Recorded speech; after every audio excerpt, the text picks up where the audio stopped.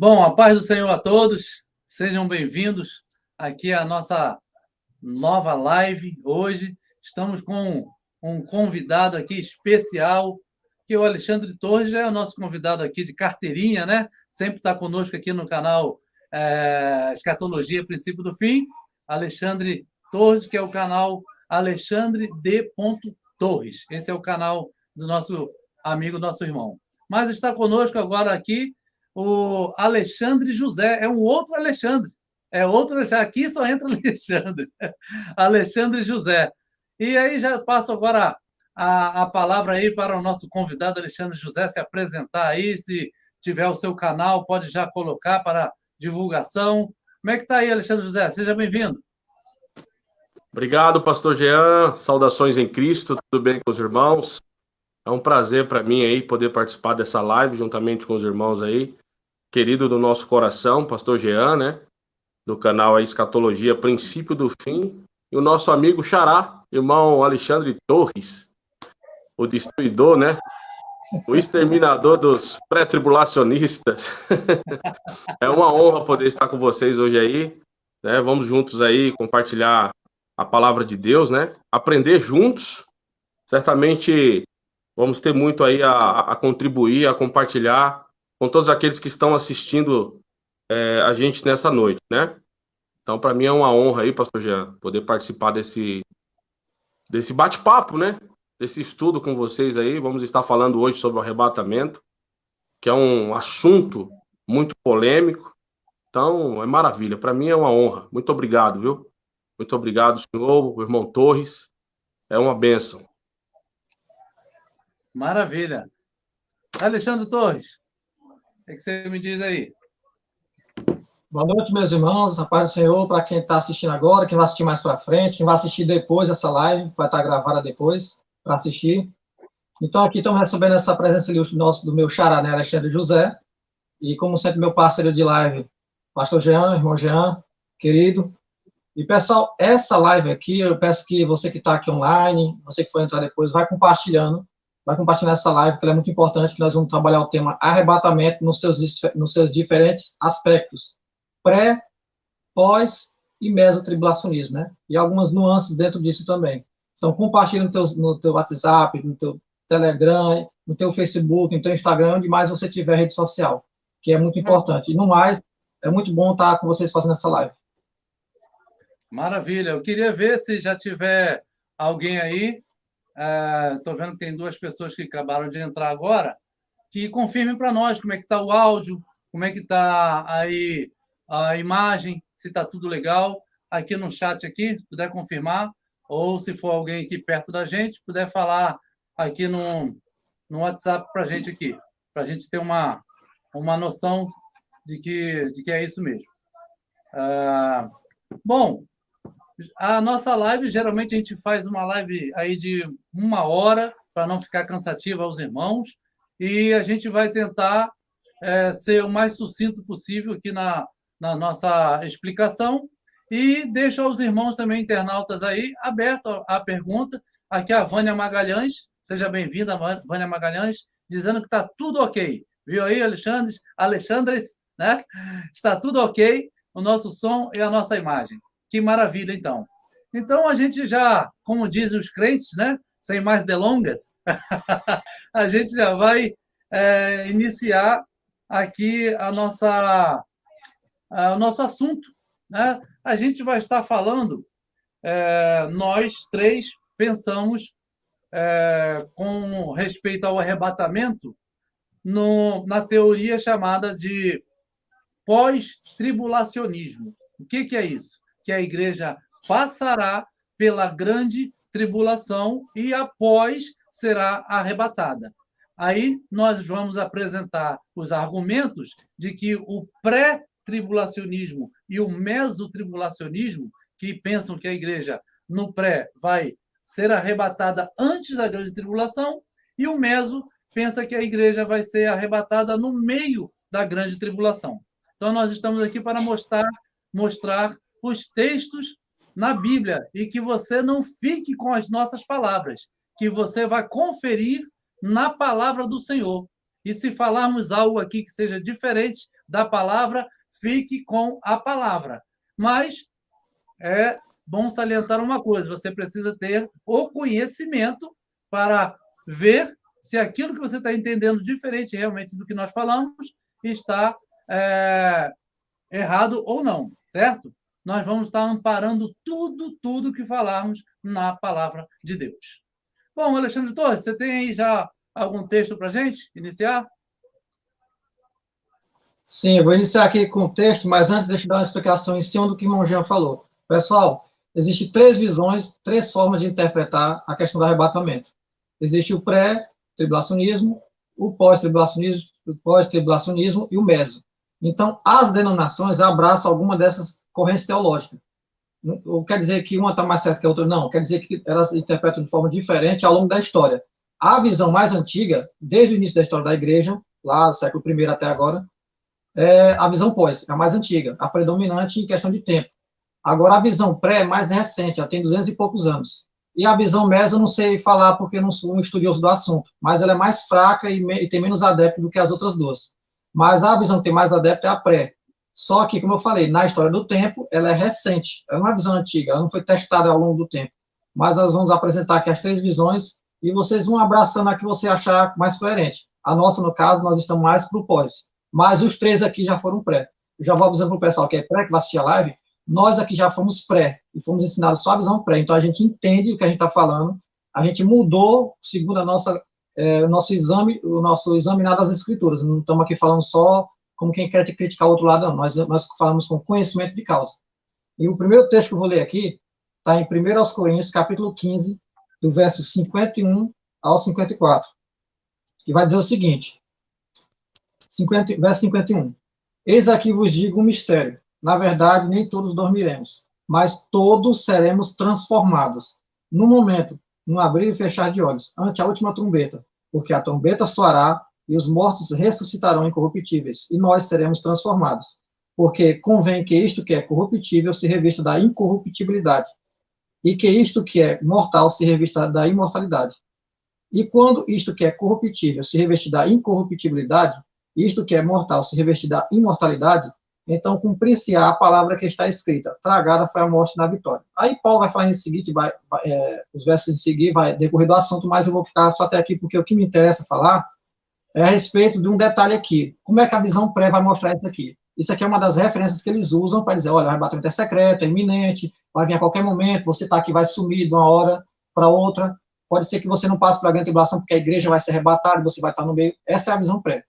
Mas o que é que o texto está falando aqui? Eles vão falar que essa questão do... vou pegar aqui essa parte de transformados. Eis aqui vos digo o mistério, na verdade, nem todos dormiremos, mas todos seremos transformados. Aí, se num momento, é o que eles usam, num momento, num abrir e fechar de olhos, ou seja, num piscar de olhos a gente vai subir. Não é isso que o texto está falando. O que é que o texto está falando? Esse que vos digo um mistério, na verdade, nem todos dormiremos, mas todos seremos transformados. Primeiro ele explica uma questão, nem todo mundo vai morrer, mas todo mundo vai ser transformado. Aí ele vai explicar essa transformação. Num momento, você está vendo o contexto? Num momento, num abrir e fechar de olhos, o que? A transformação. Não foi o sumir, é a transformação dos corpos. Ante a última trombeta, tocou a última trombeta, quem está morto ressuscita, quem está vivo é transformado junto com quem ressuscitou. Num momento, a transformação.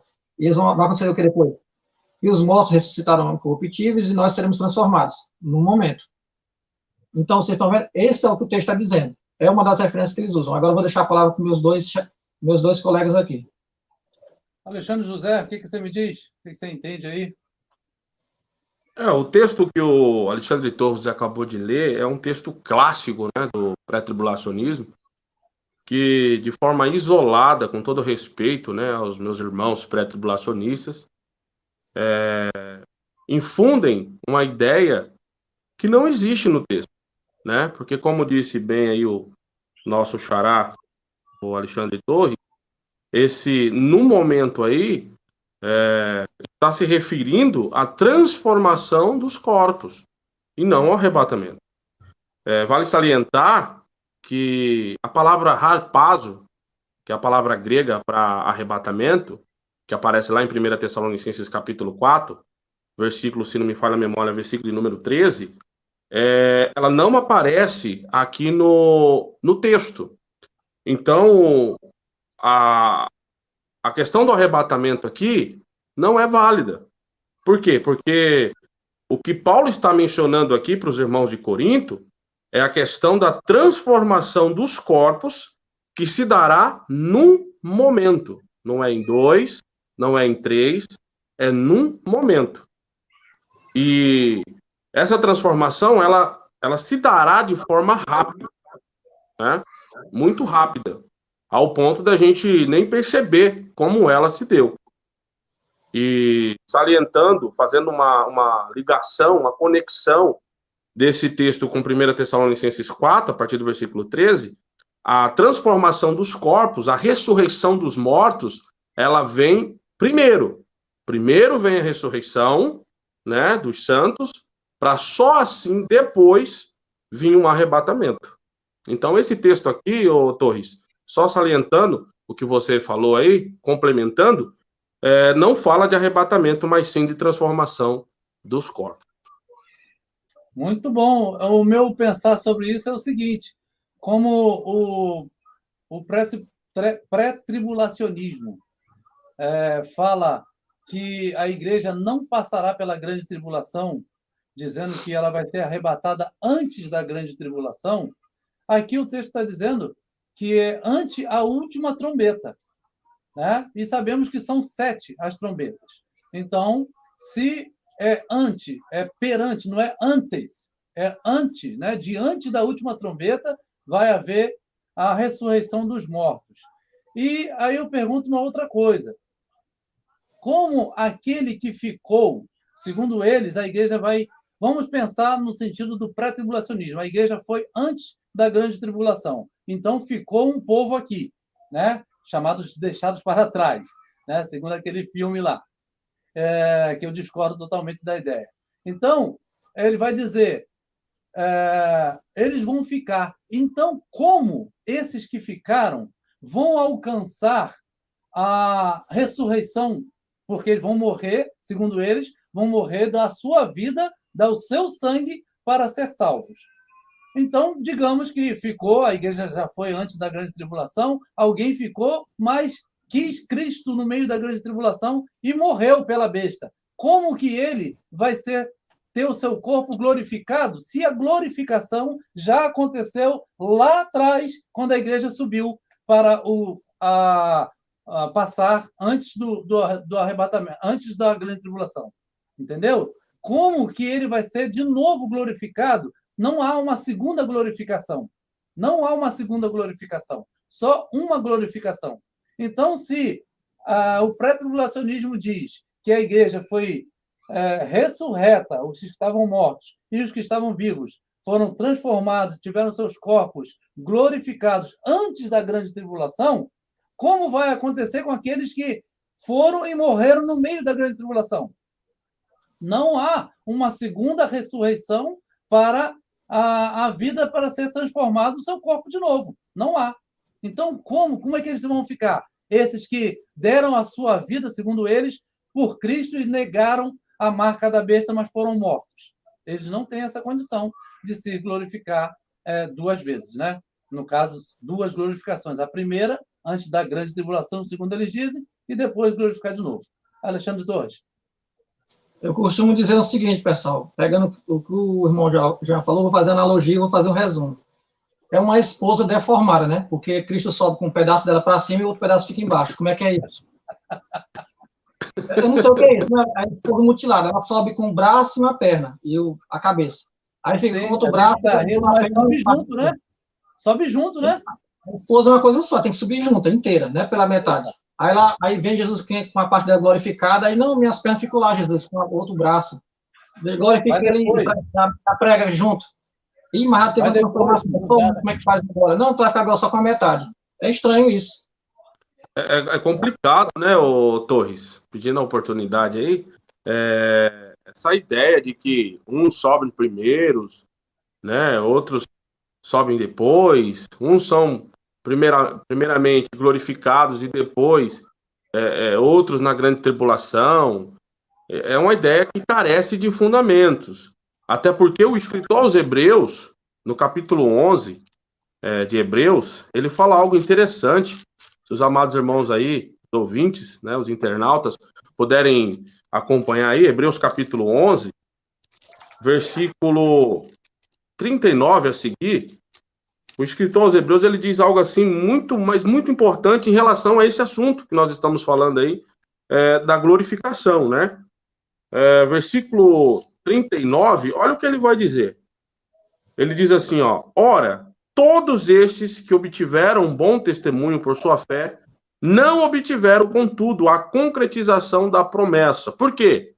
Porque eles morreram, né? Eles morreram. Se você ler todo o contexto de Hebreus capítulo 11, que trata aí da galeria dos heróis da fé, vocês vão ver que, em um certo momento, o escritor aos Hebreus ele vai dizer, e todos estes morreram. Se eu não me engano, está no versículo 13 do capítulo 11 de Hebreus. Aí no versículo 40, que é a chave da hermenêutica, ele vai dizer algo em relação a estes que morreram, não obtivendo a concretização da promessa, e aos dos tempos, né, odiernos, no caso dos tempos atuais, que no caso seria a igreja. Aí ele diz assim, ó, por haver Deus provido coisa superior a nosso respeito. O escritor aos Hebreus está dirigindo essa carta a judeus convertidos, que eram igreja, ok? Aí ele continua dizendo, para que eles quem? Esses que morreram, esses que não obtiveram a concretização da promessa, porque morreram, né? Esses, os heróis da fé. Para que eles, sem nós, não fossem aperfeiçoados. Olha que interessante.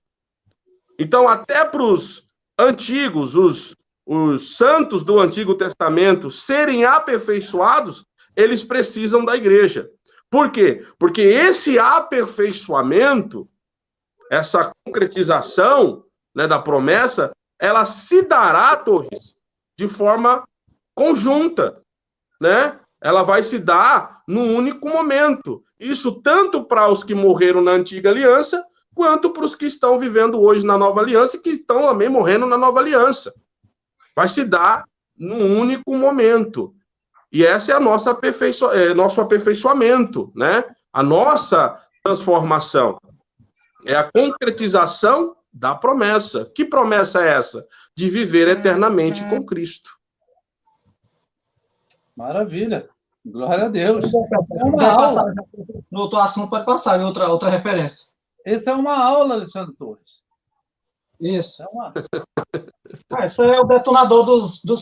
Deixa para lá, né? Evangélico, quiser passar outra referência bíblica, pode ler. Pode ler. Você que está com a referência aí, a 1 Tessalonicenses, não é isso? Pode ler. Eu vou ler? Você é o leitor oficial. Tá bom. Primeiro aos Tessalonicenses, capítulo 4, do 13 ao 18. Vou ler do 13 ao 18, pessoal, para vocês entenderem o contexto. Não quero, porém, irmãos, que sejais ignorantes acerca dos que já dormem, mesma coisa dita no último texto, para que não vos entristeçais como os demais que não têm esperança. Porque se cremos que Jesus morreu e ressuscitou, assim também aos que em Jesus dormem, Deus os tornará a trazer com ele. Dizemos-vos, pois, isto pela palavra do Senhor, que nós, os que ficarmos vivos, para a vinda do Senhor, não precederemos os que dormem. A mesma coisa dita no outro texto. Porque o mesmo Senhor descerá do céu com alarido e com voz de arcanjo, e com a trombeta de Deus, e os que morreram em Cristo ressuscitarão primeiro, depois nós, os que ficarmos vivos, seremos arrebatados juntamente com eles nas nuvens, a encontrar o Senhor nos ares, e assim estaremos sempre com o Senhor. Portanto, consolai-vos uns aos outros com estas palavras. Pessoal, para não ler de novo, vou destacar aqui, ó. Ele falou, os que estão mortos vão ressuscitar primeiro, e vão ser arrebatados junto com a gente. Vou falar aqui no português, bem português. Eles vão ressuscitar e vão ser arrebatados junto com a gente. Vamos subir junto.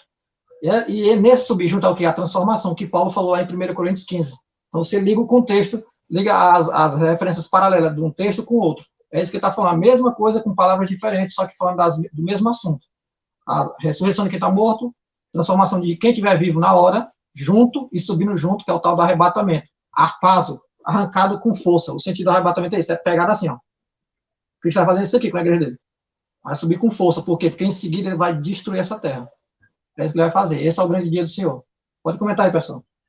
Que maravilha. Antes de eu comentar, eu quero já dar as boas-vindas aqui. Já falei da Vânia, né? Está conosco também Daniel Games, a Aline Cassino, minha esposa, Lucas Cassino, meu filho, Canal Pela Graça, o irmão Jota, está aqui conosco também. Sejam bem-vindos.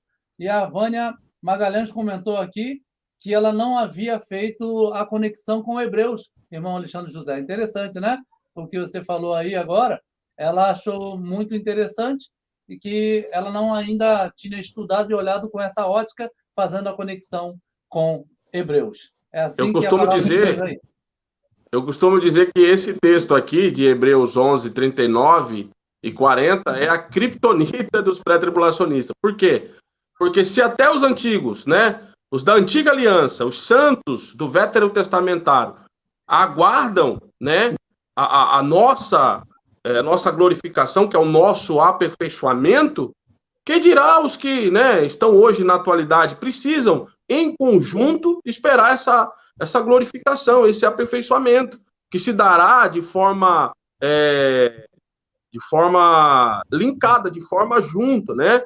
Não é separada. Então tem essa ideia de que a igreja é arrebatada antes da grande tribulação e os outros vão sendo glorificados de forma esporádica. Isso não existe, né? Como dizem os pré-tribulacionistas, não, porque as duas testemunhas serão glorificadas. O texto não diz isso, né? O texto não diz isso, né? Dizem que elas vão ressuscitar, entende? Tem outras passagens também daqueles que morrem na grande tribulação, né? O texto lá de Apocalipse 6 fala que as almas estão debaixo do altar, esperando até que se complete, né, o número dos demais que hão de morrer da mesma forma. Então, quer dizer, se as almas estão debaixo do altar, elas não foram glorificadas, esporadicamente falando, não é óbvio? Então, precisa de algum momento para que aquelas almas que estão debaixo do altar possam reviver novamente. Não é isso? Porque elas pedem justiça para Deus. Exatamente. Alexandre Torres, lê para mim de novo esse, acho que é o versículo 14 desse texto de 1 Tessalonicenses que você leu aí. Só o 14, por favor. Tá bom. Está dizendo assim, porque se cremos que Jesus morreu e ressuscitou, assim também aos que em Jesus dormem, Deus os tornará a trazer com ele. É o 14?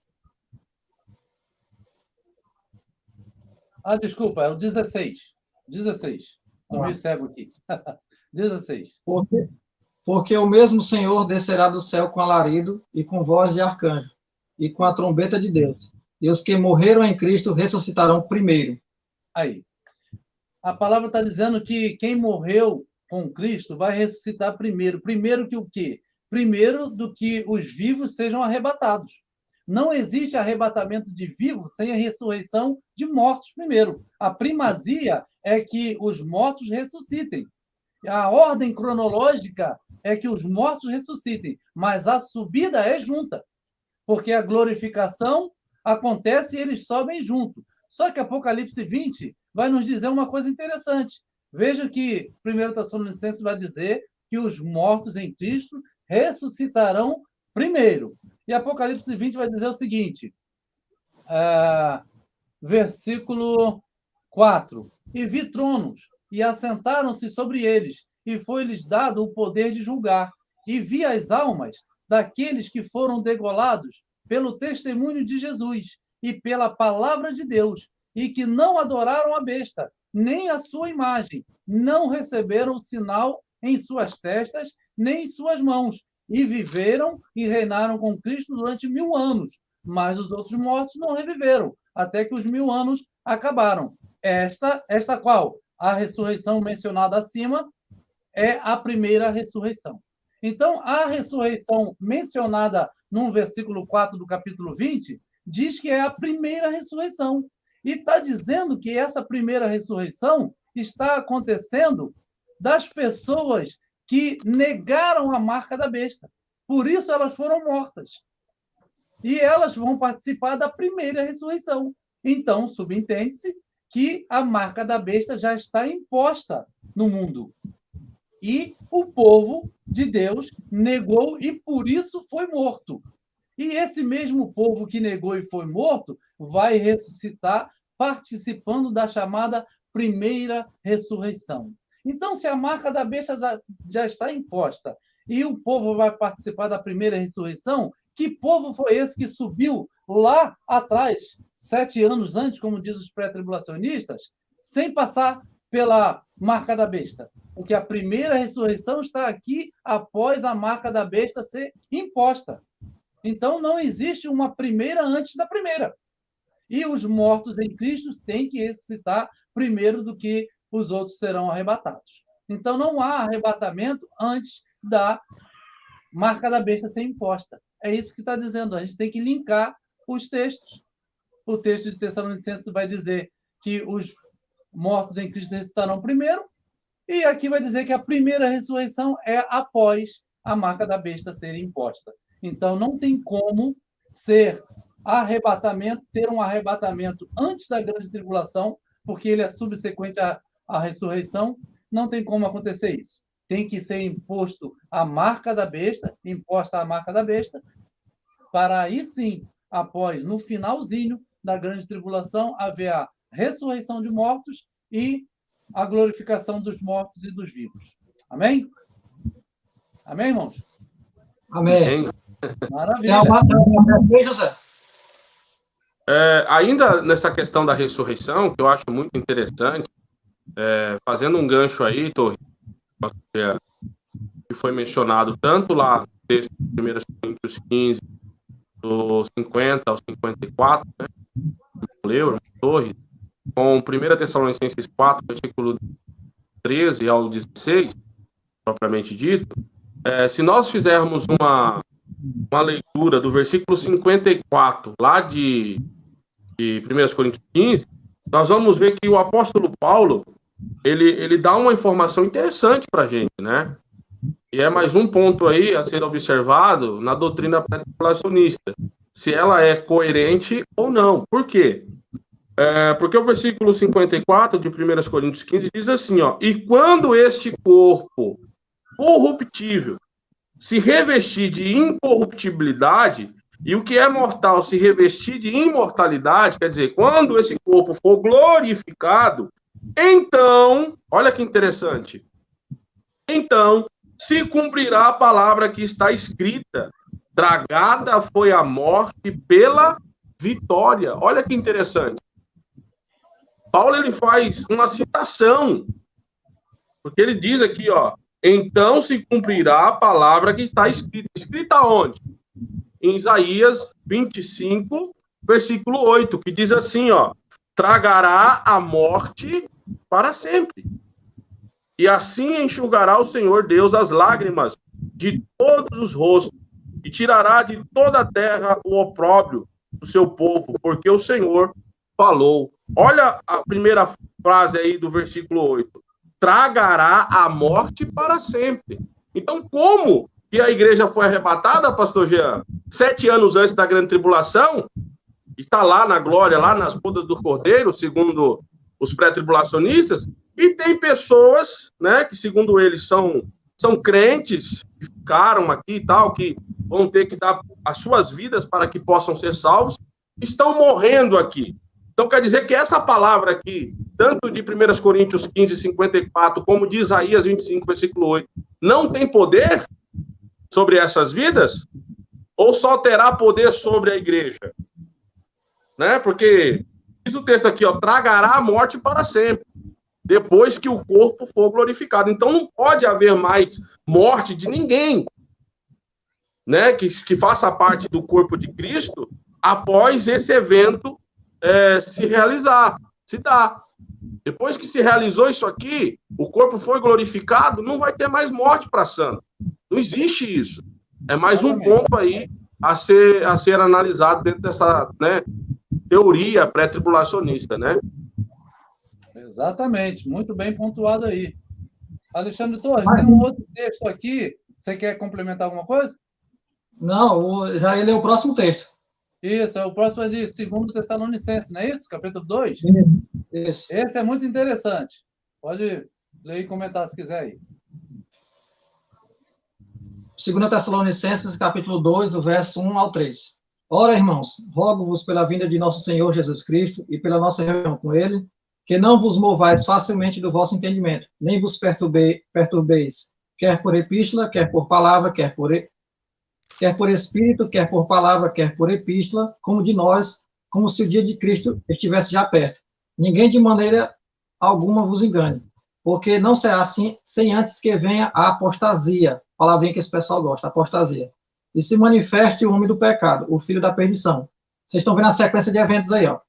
Isso o quê? Você tem que ver lá no contexto que ele está falando, ó. Rogamos-vos pela vinda de nosso Senhor Jesus Cristo, a vinda de nosso Senhor Jesus Cristo e a nossa reunião com ele. Gente, Paulo não é esquizofrênico. Ele não colocou uma coisa atrás da outra. Opa, esqueci. Ó. Pode falar assim, reunir, levar 7 anos, aí ele volta, a vinda dele. Não, ele falou certinho. Rogamos-vos pela vinda de nosso Senhor Jesus Cristo e pela nossa reunião com ele. Vocês estão vendo a sequência de evento? Vinda, reunir com quem está vindo. Né? Reuniu, levou, aí depois vem de novo. Não está dizendo isso aqui. Está muito claro aqui. Não precisa nem de grego, de hebraico, está muito claro aqui. Aí, continuando aqui, ele fala, isso vai acontecer quando? Primeiro, vai acontecer uma coisa antes disso, o quê? Isso não vai acontecer sem que antes venha a apostasia, e a palavra apostasia, aí você vai no original. O que é que significa apostasia aqui? Eu não estou aqui com o Strong, depois o pessoal vai ler, eles vão explicar. Apostasia tem um significado de apartamento. Apartamento de quê? Abandono. É a pessoa que tá casada e se divorcia. Esse é o sentido. Vai acontecer um divórcio aqui. De quem? De um povo que vai estar unido em aliança com quem? Com Cristo. Então, parte desse povo vai entrar em apostasia. Então, essa iniquidade, essa manifestação da apostasia vai acontecer primeiro, aí depois vai acontecer o que em seguida? E manifeste o homem do pecado, que é o tal anticristo, chifre pequeno e tudo mais, os outros apelidos que ele tem. Aí sim, tudo isso acontecendo, aí sim, Cristo vem para se reunir com o seu povo. É isso que Paulo está falando aqui. Mas o acréscimo, vou deixar o pessoal aqui comentar, os meus colegas. Apostasia, aqui eu peguei o aplicativo aqui chamado My Bible, é muito, não sei se está dando para ler aí. Eu cliquei em apostasia, quer dizer ali, ó, separação, deserção, né? No sentido de se afastar das coisas de Deus, né? É isso que quer dizer esse texto aqui. Não significa necessariamente que você está fora da igreja. Não. A apostasia, ela é um engano tão grande que as pessoas muitas vezes vão estar dentro da igreja, porém afastados de Deus, para piorar, né? Versículo interessante que eu vejo nesse texto é justamente aqui, deixa eu tentar procurar aqui, o versículo, como se já estivesse chegado, está aqui, a palavra chegado. Versículo 2. Aqui não vos demovais, não mude, né? Da vossa mente com facilidade. Vocês não mudem o vosso pensar com facilidade. Porque o apóstolo Paulo está dizendo, por quê? Porque eu já expliquei para vocês como que é a sequência da vinda do nosso Senhor Jesus Cristo e do nossa reunião com ele, o arrebatamento. Eu já expliquei para vocês. Não deixem as pessoas botarem coisa na cabeça de vocês. Não mude a mente com facilidade. É isso que o apóstolo Paulo está dizendo aos Tessalonicenses. E aí ele vai dizendo, nem vos perturbeis, quer por espírito, ou alguém, né, de repente dizer que eis que te digo, quer por palavra, fazer uma pregação para ele, diferente do que Paulo falou, quer por epístola, como se procedesse de nós. Alguém assinar embaixo dizendo que foi o apóstolo Paulo que escreveu aquela epístola diferente do que ele já tinha explicado a eles. E aí ele diz uma coisa interessante, supondo que tenha chegado o dia do Senhor, ou em outra versão, que o dia do Senhor esteja perto. Essa palavra chegado, ou perto, em outra versão, quer dizer a palavra iminente. Você tem ouvido aí muitos falarem que a volta do Senhor Jesus é iminente, mas o apóstolo Paulo está justamente falando o contrário. Ele está dizendo, não mova o seu modo de pensar com facilidade, porque a vinda, como o Alexandre Torres falou muito bem, a vinda do Senhor e a nossa reunião com ele, que é o centro da conversa ali, da carta, não será assim iminente. Não será como se o dia de Cristo estivesse perto, como se o dia de Cristo estivesse iminente. Não será assim. É isso que o apóstolo Paulo está dizendo. Então, quando alguém disser que temos que coisa que Cristo pode voltar amanhã. Não pode voltar amanhã.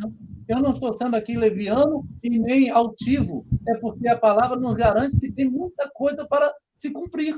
Por isso Cristo não pode voltar amanhã. Mas eu posso viver de qualquer forma por causa disso? Não. Porque a minha partida pode ser iminente. Eu não sei quando que eu vou partir, né?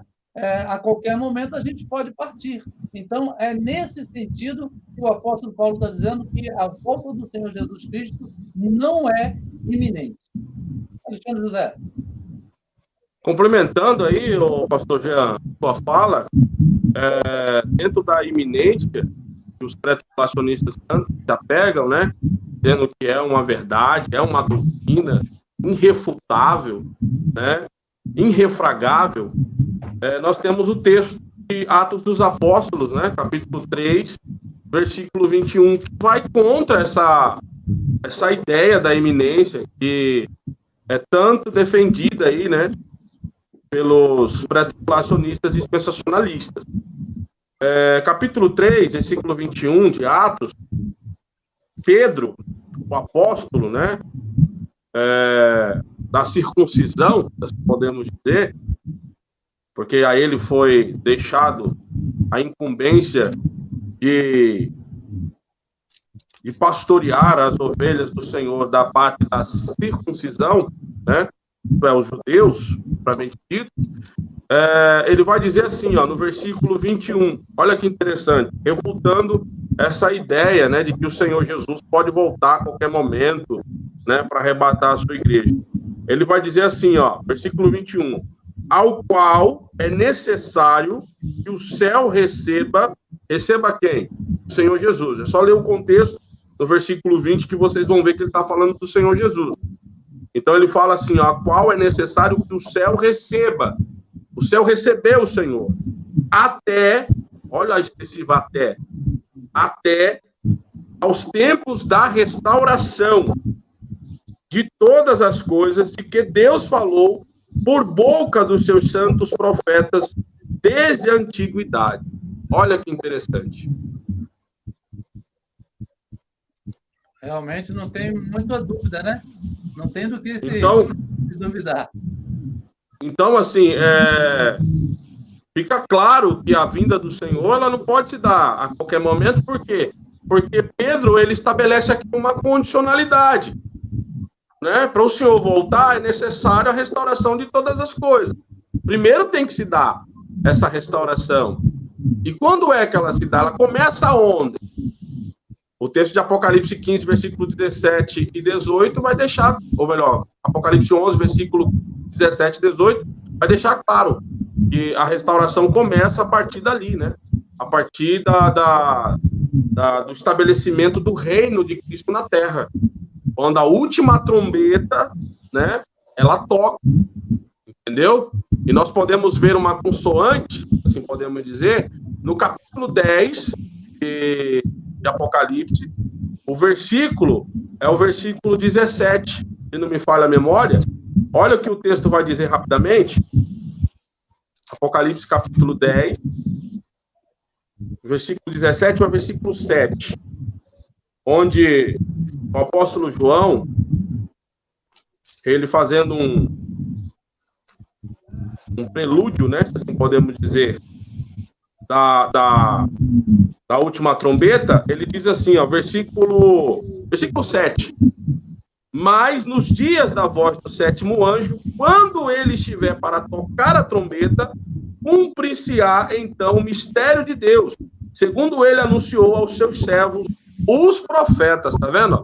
Então, há uma conexão aqui entre Apocalipse 10, 7, Atos capítulo 3, versículo de número 21, e também, né, com Isaías 25, versículo 8, com o texto de 1 Coríntios capítulo 15, versículo 50 ao 54, e 1 Tessalonicenses capítulo 4, versículo 13 ao versículo 18. Esses textos estão intrinsecamente linkados, não tem como você desassociar esses textos. Entendeu? Maravilha. Aí, pastor Jean? Maravilha, muito bom. Realmente dissecou aí todo o texto. Maravilha. Alexandre Torres, tem mais algum texto aí? Nós estamos já com quase 50 minutos, passa rápido, né? Parece que começamos com 5 minutos. Se a gente for falar de todos os textos, vamos ter que correr, que acho que não vai dar, não. Mas aqui... Vai ficar para a próxima live. Deixa para uma segunda live, né? A gente está discorrendo aqui só acerca do pré-tribulacionismo, a gente não entrou ainda nem no mesmo. Pois é. Está aqui em João, capítulo 14, Evangelho de João, né, capítulo 14, do verso 1 ao 4. Não se turbe o vosso coração, credes em Deus, crede também em mim. Na casa de meu pai há muitas moradas. Se não fosse assim, eu vos teria dito, vou preparar-vos lugar. E quando eu for e vos preparar lugar, virei outra vez, e vos levarei para mim mesmo, para que onde eu estiver, estejais vós também. Mesmo vós sabeis para onde eu vou, e conheceis o caminho. Aqui, pessoal, quero destacar o seguinte, ele vai falar aqui, ó, vou preparar moradas para vocês, né? Aqui você precisa ter todo um arcabouço, um conhecimento a respeito do que é que Deus fala, do que a Bíblia trata do assunto, o templo do Espírito Santo, por que a gente é chamado de templo do Espírito Santo, por que a gente é chamado de casa de Deus, por que a gente é chamado de edifício de Deus. Você tem que ter todo o conhecimento sobre isso. Que Jesus Cristo é a pedra fundamental, é a pedra que fundamenta esse edifício que está sendo construído, não feito por mãos humanas. Entendendo isso, você vai entender o que Jesus está falando aqui. Que Jesus Cristo é o homem nova criatura que tinha conhecimento de todas essas coisas. Quando ele falava isso, o discípulo não entendia nada. Só vieram entender depois que o Espírito Santo foi derramado lá no Pentecostes. Começaram a entender. Então, só Cristo entendeu o que ele estava falando aqui. Paulo, quando começa a explicar os assuntos, você vai entender o que ele está falando de edifício, casa, morada, templo. É isso aqui que Cristo está falando. A morada, nós fazemos parte dessa grande morada que está sendo construída, esse grande edifício. Aí, você entendendo isso, quando Cristo fala, eu vou, e quando eu voltar, vos levarei para mim mesmo. Ele falou, vou vos levar para nós ficarmos lá com o Pai e os anjos. Ele não está dizendo isso aqui, não. Para mim mesmo. Quando você vai ler os outros versículos que eu não li aqui embaixo, ele vai estar dizendo, Tomé vai perguntar, mas qual é o caminho seu? A gente não sabe, não. Eu sou o caminho, eu sou a verdade, eu sou a vida. Jesus é doido, está falando que ele é um caminho, ele é uma pessoa, um ser divino. E enquanto carnal, um ser que se encarnou. Ele não é um caminho. Mas o que é que Cristo está falando? Algo muito profundo. Aí você entende essa profundidade que Cristo está falando, tanto da morada, das moradas, como eu vou vos pegar para mim mesmo. É isso que ele está falando. Eu estou no Pai, e se vocês estiverem em mim, vocês também estarão no Pai. É isso que ele está falando aqui. Mas vou deixar o complemento para meus colegas aqui. Uma coisa interessante é que quando você vai pegar no original, e também para entender melhor esse texto de João 14, é preciso vir desde o versículo 3 do capítulo 3. Desde o capítulo 3, Jesus vem tratando dessa situação aí, e passa pelo 14, pelo 15, até o 17, se eu não me engano. E ele aí, quando a gente lê na versão que vai dizer, porque onde eu estiver, para que onde eu estiver, estejais vós também, essa tradução estiver não é muito correta, porque dá uma ideia de local físico. E, na verdade, Jesus ali, a palavra é onde eu estou. Mas Jesus estava na terra, falando com os discípulos, para que onde eu estou... Que doideira é essa que Jesus está falando? Ele está falando, não está falando coisa por coisa? Não, porque desde o capítulo 3, Jesus está dizendo, eu vou para o Pai, eu estou no Pai. Ele vem falando essas coisas toda hora, sim. Então, é preciso juntar todo um contexto para que a gente entenda o capítulo 14. E alguém vai dizer que vai para o céu. No capítulo 14, vão dizer que vai para o céu, porque Jesus disse que onde eu estiver, estejais vós também. Eu vou preparar lugar. Mas o versículo 23 vai dizer para a gente quais são as moradas. E Jesus está dizendo, para que onde eu estou. Onde que Jesus estava, ali onde ele estava querendo dizer? No Pai. Ele vem dizendo que ele está no Pai há muito tempo e quer que nós estejamos no Pai, porque o Pai é nossa morada e nós somos moradas do Pai. Aí o 23 diz, nós viremos e faremos nele morada. É isso que Jesus está dizendo. Não é que nós vamos para o céu, ficar lá. Né? Então, isso vai com o arrebatamento dizer que a palavra do apóstolo Paulo diz que nós vamos até as nuvens, até aos ares, a encontrar o Senhor Jesus nos ares. Né? Que Jesus vem nas nuvens. Não diz que vai para o céu. Né? Depois nós vamos entender que a igreja desce das nuvens desce para a terra, para assumir o reino que Jesus conquistou. Porque Jesus só vem uma vez. Porque eles vão dizer que vem uma hora em secreto, e nenhum olho verá, e depois vem para todo olho ver. Então, se eu estou na minha casa, e saio da minha casa e vou só no quintal, e volto, eu já saí da minha casa. Já saí da porta da minha casa. E depois eu saio de novo no quintal e vou lá para a rua, foram 2 vezes que eu saí da minha casa. Então, se Jesus sai do céu e vem para o espaço terrestre, nas nuvens, a arrebatar a sua igreja, ele já voltou essa vez. E depois, se ele leva, segundo o pré-tribulacionismo, para o céu, fica lá 7 anos depois, volta de novo, essa se dá a segunda vez que ele desceu. Com a primeira que ele veio lá através de Maria, são 3 vindas. Porém, Hebreus vai nos dizer que Jesus se manifestará pela segunda vez, em definitivo. E a segunda vez é essa, que é uma vez só. Ele vem nas nuvens, nos arrebata e desce para que assumimos o reinado terreno para todo sempre. Como diz lá, os humildes herdarão a terra para sempre, não herdarão o céu para sempre. Então, esse é um entendimento que vai combinando com a Bíblia toda. Porque se a gente disser que vai para o céu, que vai isso, fica desconecto com o que a palavra de Deus diz. Alexandre José. É isso mesmo, pastor Jean. Vale salientar aqui que essa visão pré-tribulacionista, ela, conforme diz hoje, ela não é muito conhecida. Tem 200 anos aí, vai fazer 200 anos agora, em 2030, né? Porque ela surgiu em 1830 com uma jovem, né? Por nome de Margaret MacDonald, que teve as suas ideias abraçadas por John Dare, né? Por Scofield, e daí então ganhou-se o mundo, né? Essa ideia de que o Senhor voltaria 2 vezes, que a primeira vinda seria iminente, que ninguém contemplaria, ninguém veria. Então, a ideia que parece, irmãos, de fundamento, né? Precisa fundamentalizar isso nas Escrituras, e quando vão para as Escrituras não conseguem sustentar essa ideia. Porque o texto que o nosso amado irmão Alexandre Torres leu aí de início, que é o texto de 1 Coríntios 15, versículos 50, 51 e 52, não fala de arrebatamento, ali fala de transformação. Então, o abrir e fechar de olhos não tem nada a ver com arrebatamento.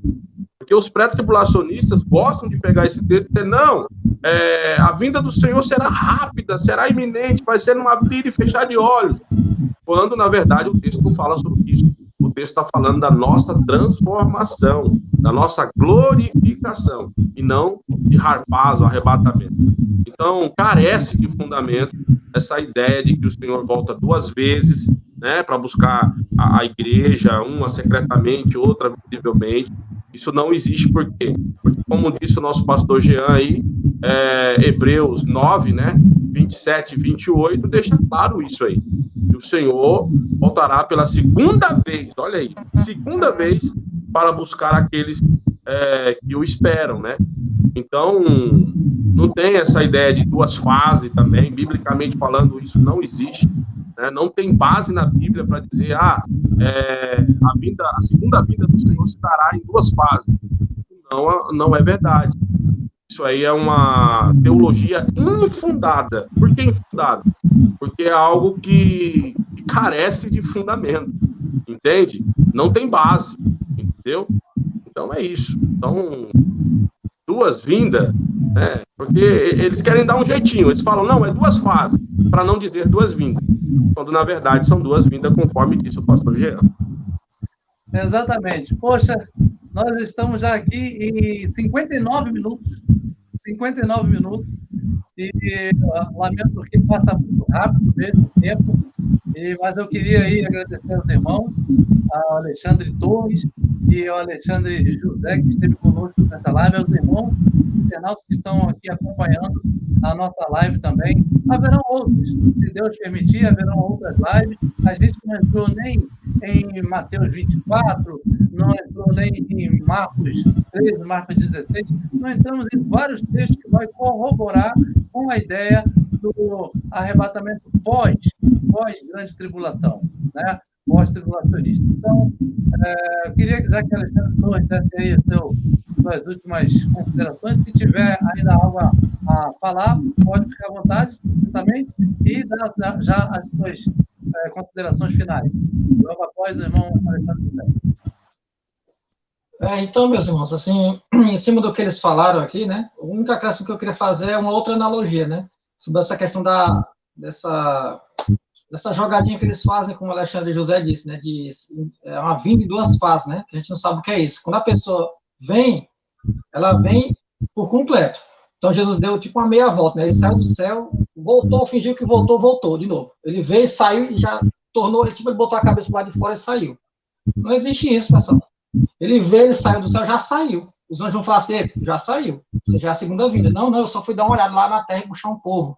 Já que eu retorno para o céu e aí eu volto para valer. Não, isso não existe. Já foi dada essa vinda. Então, é 3 vindas, então.